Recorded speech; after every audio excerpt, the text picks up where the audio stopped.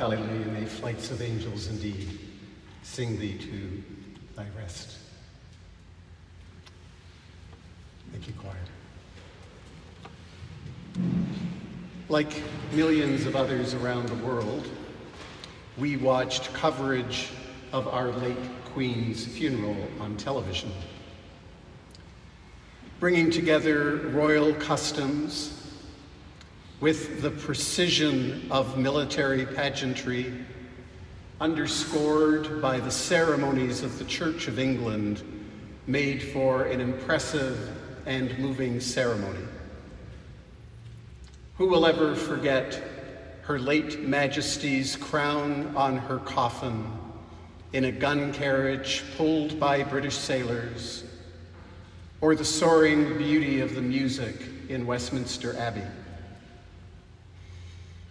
But of course, the combination of these three forces, monarchy, military, and religion, have also been a lethal force in the process of colonization here and throughout the world. The Crown's interests, aided with military might and the missionary zeal of the Church, too often trampled over territories here and elsewhere, imposing culture, religion, and values foreign to the people indigenous to the land. While the length of our late Queen's reign was era-defining, so was her presiding over the final stages of the decline of the former British Empire as it transitioned into the more benign Commonwealth. Not an empress like her grandmother Victoria, Queen Elizabeth had to find new ways to be a person of influence as she exercised her responsibilities. In Canada, a country she visited more often than any other country in the Commonwealth, she ceded some royal prerogative when, in 1982, she signed our Constitution with its Charter of Rights and Freedoms. Throughout her time as Queen of Canada, she kept herself distant from politics to become a unifying force within much of Canadian society, respected by settler and immigrant Canadians alike, as well as many Indigenous communities who are no strangers to the traditions of hereditary families. How long the constitutional monarchy will continue here in this country now that she has gone from us is an open and complicated question. Christians, given our heritage from Judaism, have a complex relationship with the idea of monarchy. King David's reign over Israel is viewed as a golden age, but Holy Scripture does not shy away from describing King David's moral failures. His son and successor, Solomon, in the passage from 1 Kings we heard earlier, prayed to be given by God a wise and discerning heart and mind, wisdom and discernment seen as amongst the greatest gifts that could be bestowed upon a sovereign. A wise and discerning mind was certainly a gift that our late Queen was given. Rowan Williams, former Archbishop of Canterbury, wrote this about her. When I held the role of Archbishop of Canterbury, I had to meet a large number of leaders across the world. I can truthfully say that not one impressed me in the same way the Queen did. No one had the same degree of attentiveness, unpompous clarity of mind and response, lack of prickly or defensive reactions. She could be abrupt. She could be caustic. She had a powerful sense of the absurd and a real impatience with cliches and flannel. Yet her profound kindness was always in evidence, and her dry and deflating humor was a great gift in keeping matters in perspective. So, paradoxically, when you strip away the trappings of royal privilege, take away the might of the army, and even the too puffed up pretensions of the church, what you're left with is the humanity of this person who occupied this role for 70 years. And it was her humanity and her kindness that deeply endeared her to us. We watched as she raised her children while continuing with her royal responsibilities. We saw her as a daughter and a sister with all the complexity of family roles.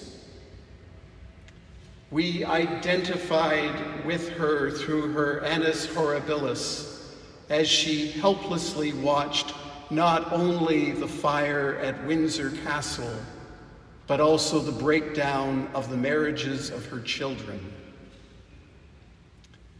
We watched, too, as she struggled to find words and place when Diana was killed, and saw how, in her own way, she rose to the occasion as a grandmother. And then we felt her heartbreak at the death of her beloved Prince Philip, and were deeply saddened to see her sitting alone at his funeral in St. George's Chapel, Windsor, isolated from her family because of pandemic restrictions. Finally, we found ways to rejoice at her Platinum Jubilee, even though failing health kept her from making many public appearances. Somehow, although no one said it out loud, we kind of knew that having long reigned over us, her time on earth was drawing to a close.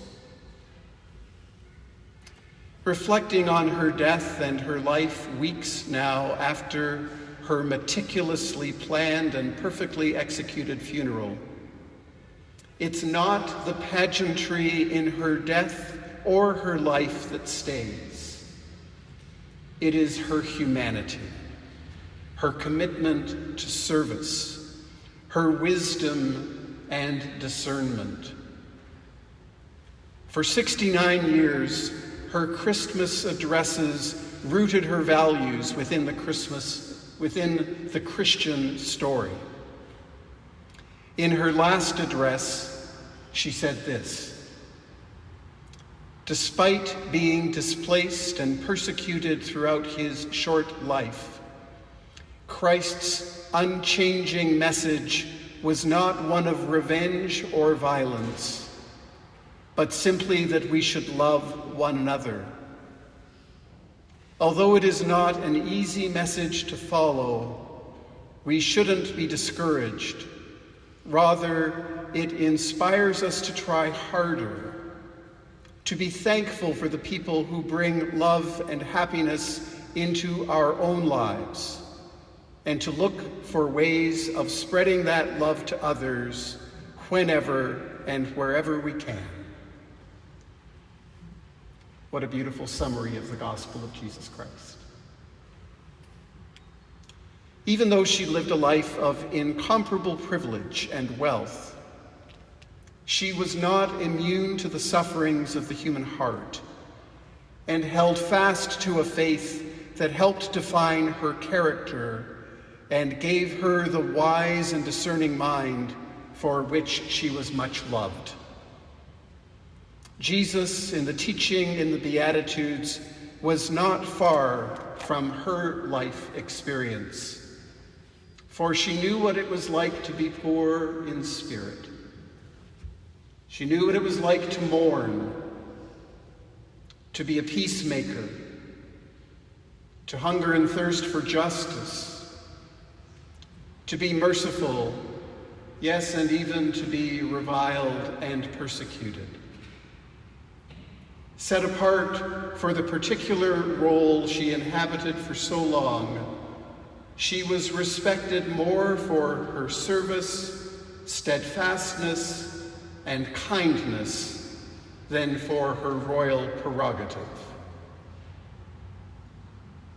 As we mourn her death and celebrate her life, there's a verse from Shakespeare's play Cymbeline that comes to mind. The bard wrote, "Fear no more the heat of the sun, nor the furious winter's rages. Thou thy worldly task hast done, home art gone, and ta'en thy wages. Golden lads and girls all must, as chimney sweepers, come to dust." Thanks be to God for the life, service, kindness, and witness of our late Queen. May her rest be in peace and her dwelling place in the paradise of God.